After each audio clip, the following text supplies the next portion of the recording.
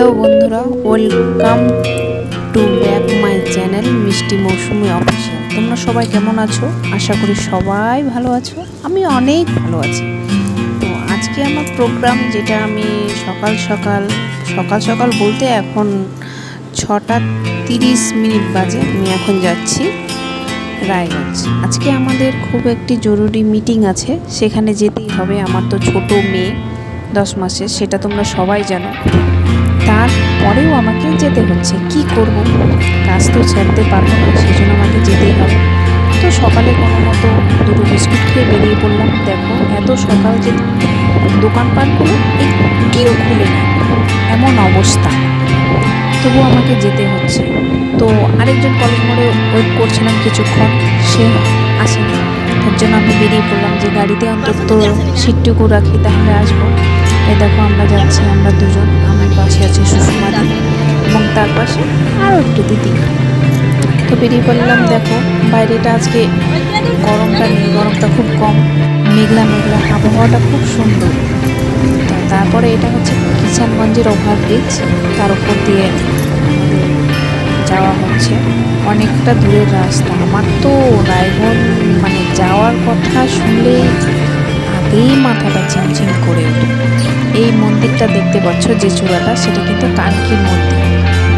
এটা কানকির একটা ধাম। তোমরা কে কে গিয়েছো জানি না, যে গিয়েছো সে বলবে। খুব সুন্দর একটা জায়গা। আমি গিয়েছি, দুবার গিয়েছি। গেলে মনটা ভরে যায়, মনে হয় কি সারাদিন জাস্ট ওখানেই থেকে যায়। এত ভালো লাগে, পবিত্র স্থান, আর এত সুন্দর। এখনই তোমাদের গেটটা, ওই দেখো গেটটা খুব সুন্দর, এত সুন্দরভাবে করা হয়েছে যে জাস্ট তোমাদের বলে বোঝাতে পারবো না, এত সুন্দর। এই যে এটা হচ্ছে আপনার কানকির বাজারটা অনেক বড়ই বসে, আজকেও দেখলাম। তো বাজার শেষের পর নেমে পড়লাম আমরা রায়গঞ্জে। এটা রায়গঞ্জ শিলিগুড়ি মোড়। তো সবাই মিলে যাচ্ছে। আপাতত আমরা 4 জনই এসেছি, আদার্স দিদিরার সামনে, আর আমরাও যাচ্ছি। কিছু দিদি পিছনে আছে, কিছু দিদি চলে গিয়েছে। তো আমরা এই টোটোর মধ্যে উঠে পড়লাম 4 জন, 3 দিদি, আমি, টোটাল 4 জন। যেতে দেখো, পেন্টিংগুলো খুব ভালো লাগলো, তাই ভাবলাম তোমাদের সাথে একটুখানি যদি শেয়ার করি। খুব ভালো লাগলো পেন্টিং, আমার মোবাইলে ক্যামেরাটা যে ওয়ালের মধ্যে প্রিন্টিং করে রেখেছে, সেগুলো খুব ভালো লাগলো। তো সামনে আমাদের অফিসটা চলে এসেছে, যেহেতু এই যে অফিসটার সামনে গাছ আছে, ফুলের গাছ কিছু, সেগুলো তোমাদের সাথে শেয়ার করার জন্য আমি দেখালাম। তো গাছগুলো দেখো, খুব সুন্দর বলতে খুব সুন্দর। তারপরে এই যে আমাদের এটা অফিস, সেখানে আমাদের উপাসে দোতলাতে মিটিংটা হবে। এরপর আমরা ঘোরাঘুরি করছি, যেহেতু এখনও মিটিংয়ের সময় হয়নি। তো মিটিংয়ে একবার ঢুকলে আমাদের বের হতে 4টে, তো কিছু খেতে হবে। হোটেলে এখনও রান্না হয়নি, তাই একটা পাশের বাড়ি কাকিমার দোকানে গেলাম, মুড়ি আর ছোলা খেয়ে নিলাম। পেটে তো কিছু দিতেই হবে অবশ্যই। আর দিদি বললো খাবে না, উনি চা খাবে। তো আমরা মুড়ি আর ছোলা খেয়ে নিলাম। খেয়ে ওই দিদি চা খালো, আর তার মাঝে একটা ফটো তুললাম। চলে গেলাম আমরা রুমের ভিতরে। মেন আমাদের অফিসে চলে যাবো, যেখানে আমাদের মিটিং হবে। এই দাদা ফুলের গাছগুলো এখানে দেখাশোনা করে। তো এখানে দুটো পেয়ারা গাছে এত পেয়ারা পেকে আছে, কিন্তু খাওয়া যায় না, সব পাখিতেই খেয়ে ফেলায়। আমি ভাবছি আমাদের ওখানে যদি হতো, তাহলে তো তুলে খাওয়া যেত। এই সিঁড়ির উপর দিয়ে এখন যাওয়া হচ্ছে। সিঁড়ির উপর দিয়ে ওঠা এত কষ্টকর, যেহেতু আমার 2তলা বাড়ি নেই, আমার 1তলা বাড়ি। আমার সিঁড়িতে ওঠানো অভ্যাস নেই, তাই আমার প্রচুর কষ্ট হয়, প্রচুর বলতে প্রচুর। এটা হচ্ছে আমাদের হল রুম, এখানেই আমাদের আজকে মিটিং হবে। দেখো, একটি লোকও আসেনি, জাস্ট ভাবা যায় আমরাই সবার ফার্স্ট। কি বলবো, আর চলে আসলাম। দেখো, একটু তোমাদের রুমটা ঘুরে দেখাই আমি। আমার সাথে আরও 3 জন এসেছে, আর 3 জন আমরা একই কাজ করি। সবাই নিজের মতো ফটো তুলতে, ভিডিও করতে ব্যস্ত। তো সবাই ভাবলাম যে সবার প্রথমে বসি। আমাদের যে প্রকল্পটা আমি যেখানে কাজ করি, সেটা আনন্দধারা উত্তর দিনাজপুর। এটাই তোমাদের এখানে মূল আমাদের আসে।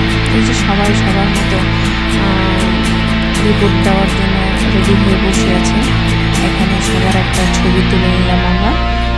তারপরে যে স্যার আমাদের কিছু কথা বলছেন।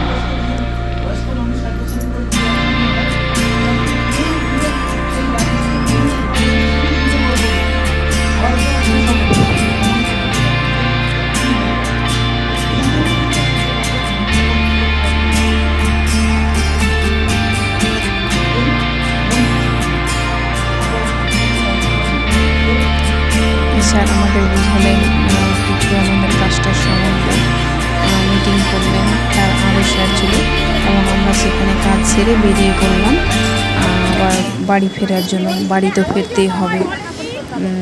এখানে দেখো সবাই আমরা সকলে মিলে এখানে মিটিংয়ে গেছিলাম, দেখতেই পাচ্ছ তোমরা সবাই। তো তারপরে বাসের মধ্যে উঠে পড়লাম, মনটা এত ছটপট করছে। ফার্স্ট আমি আমার মেয়েকে ছেড়ে সারাটা দিন সকালবেলা 6:30টার দিকে বাসে উঠেছি এবং আমি বাড়ি ফিরেছি ঠিক 6:30, মানে 12 ঘন্টার ডিফারেন্স। তোমরা ভাবতে পারছো? জাস্ট ভাবা যায় না। ভাবছি মেয়েটা কি করছে বাড়িতে বসে বসে। দু এক সময় কান্নাও পেয়ে গেছিলো, কিন্তু করার কিছু নেই, যেতে তো হবে যেহেতু আমি কাজ করি।